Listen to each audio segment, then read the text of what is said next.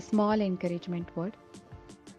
आज अगर आपके जीवन में आप आपके बिगड़े रिश्तों की वजह से, बिगड़े हालातों की वजह से परेशान हो, तो परमेश्वर इस वचन के द्वारा आपसे ज़रूर बात करेगा। मैथ्यू पहला अध्याय 18 से 25 आयत में यहाँ पर हम देखते हैं कि मरियम के जीवन में एक ऐसा समय आया था जहाँ पे उसके सारे रिश्ते उससे दूर जा रहे थे। यहाँ तक कि यूसुफ भी उसको चुपके से त्यागने वाला था। और मरियम के जीवन में ये सब कुछ इसलिए हो रहा था क्योंकि उसने परमेश्वर के साथ एक वाचा बांधी थी और वो उस वाचा के ऊपर खड़ी थी। और मरियम के जीवन में ये सब कुछ जब हो रहा था तो परमेश्वर सब देख रहे थे कि मरियम के जीवन से जुड़े सारे रिश्ते उससे दूर जा रहे हैं।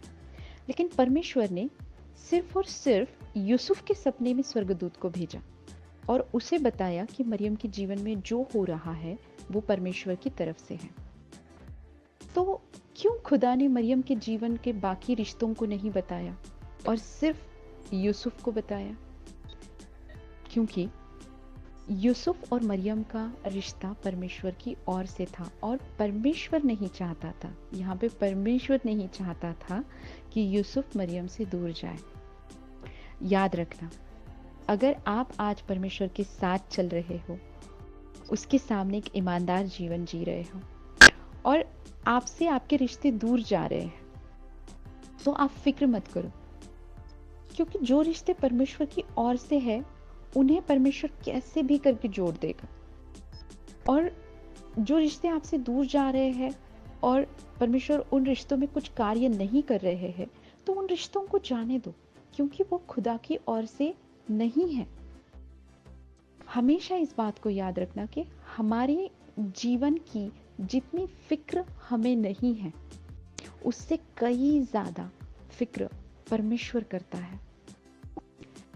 अगर आप परमेश्वर के साथ एक विश्वास योग्य जीवन जी रहे हो, तो फिर परमेश्वर की हर मर्जी आपके जीवन में पूरी होकर ही रहेगी।